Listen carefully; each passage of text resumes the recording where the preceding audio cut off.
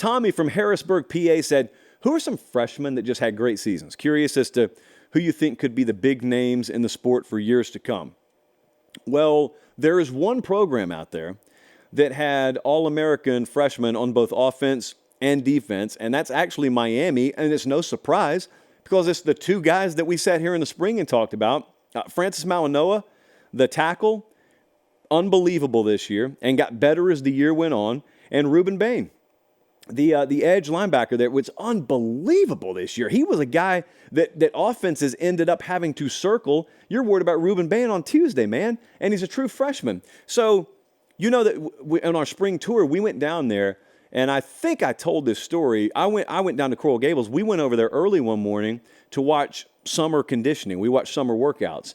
And so Maloa gets out there, probably about 340, 345, and just starts running pass routes. So fluid. You could barely even hear his feet hit the ground. And then he goes over to the jugs machine. I counted 41 balls in a row he caught one-handed, which doesn't apply to the offensive tackle position. It just kind of showcased his athleticism. This wasn't a workout for us, by the way. I just happened to voyeuristically be peeping in, and that's just what he was down there doing. So then they start individual workouts, individual position group workouts.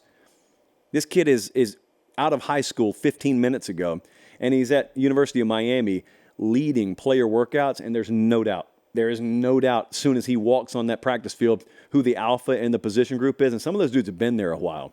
And there's just no doubt, because there was no doubt as soon as he stepped on campus, hey, he's the best we got. Ruben Bain, defensive lineman there, same way. Defensive Rookie of the Year in the ACC, led all freshmen in quarterback pressures, and their recruiting class is top 5 in the country right now. So my guess is there are more on the way. It's not a shock those two names are the ones that popped. It's probably a little bit more of a shock that this next name popped. Noah Fide. Here's a good question for those folks we were talking about that vote on the awards in college football. How many of them do you think are intimately familiar with Noah Fide? Now, you may be listening saying, Josh, I don't really know a whole lot about him. That's okay. You don't vote on awards. But there's some folks out there who vote on awards that couldn't even tell you that's the dude who was playing quarterback for Arizona as they went on this big run. Could I please just remind you of something?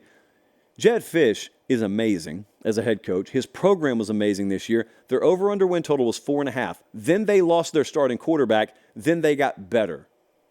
It's not supposed to happen that way. That's not what your local preview magazine told you was in store. They lose DeLoria. Noah Fide is a redshirt freshman. He comes in. Over the year, he was 23-5, touchdown to INT ratio, over a 73% completion guy. The games he started against Washington, they lost by a touchdown. He started against USC, they lost in triple overtime, and he had big numbers in both of those games. Then they beat Washington State, Oregon State, UCLA, Utah, Colorado, and Arizona State. Just ran off an incredible string of games to end the year. He had 527 touchdowns against Arizona State in the bowl game. That's a freshman, a redshirt freshman, but a freshman. And unlike some of these other dudes, he's not a former 5-star. Just a guy that's been sitting there in the program, and he developed, and now it's his time. And now all of a sudden Arizona will be on a lot of lists and a lot of covers of a lot of different publications this next summer because of him. Anthony Hill Jr. at Texas, unbelievable year. Watched him play in person 2 times this year. I saw him against Alabama. Had 2 sacks that night. He was second on their team in tackles this year, 6'3", 235. Freshman in name only, does not look like one, never looked like one. And he was the defensive freshman of the year in the Big 12. And he is a guy that you build your defense around. They knew they had one. I mean, there was never really much guesswork from the time he stepped on campus. Kelvin Banks, the offensive tackle last year, the way they talked about him offensively at Texas, that's the way they talked about Anthony Hill Jr. defensively this year, which of course makes some people say, oh, here comes another Texas hype job. And then those people are ghosts come December. And it didn't even take until December with Hill. Speaking of hype in spring, I think this show probably talked about Caleb Downs about as much as any national show did. I'm sure the Alabama local shows down there talked about Caleb Downs. Caleb Downs was about as sure a thing coming out of this past recruiting class as I thought Alabama had, period. And that includes Caden Proctor, who started at tackle all year for them. Keon Keeley was a top 5 overall player. But they signed Caleb Downs, that 5-star safety out of Georgia, by the way. And immediately, he steps on campus and is running with the ones in spring, which you never hear about. Saban got him and was so confident in him, he said, no, you're our starting safety, and we're going to start repping you with the ones now. So anyway, I'm getting feedback out of Tuscaloosa throughout the spring, and they're saying, like, dude, Downs runs the defense. Like, he's out here, he's a fixture, and he just turned 18. So we get Nick Saban on the show a couple of months later. And he is notoriously resistant to heaping praise on true freshmen, or any players for that matter, until they've really, really earned it. So I asked him, I said, well, you don't have to trust me on what I said. Colin, let's roll it. When Minkah Fitzpatrick came to Alabama, I remember every coach that watched him, every analyst that watched him, they said, you don't see many come out of high school like him. And they said the same thing about Caleb Downs this last cycle. And you've seen him through spring. You've spoken glowingly of him. What kind of player could he be? He'd be great. He's a very good player. Caleb is a bright guy. He's kind of a smart guy that football is really important to, but he does everything to a high level in his life. He's a good person. He's a very good student. He's a student of the game, and he works really hard to get it right on the field. So, and he's conscientious. So I think he has a very bright future.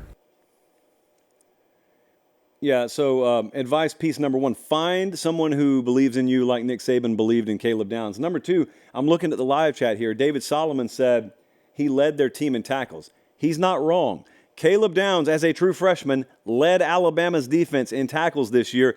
I had McGrady looking this up earlier today. We could not find a true freshman who has led Alabama in tackles ever. We can't find one. So as best we can tell, he's the first one to ever do that. Josh Maxson can correct us if we're wrong.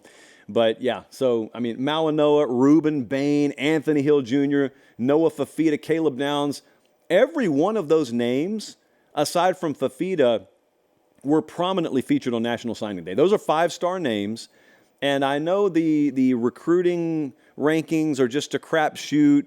Crew out there doesn't like that.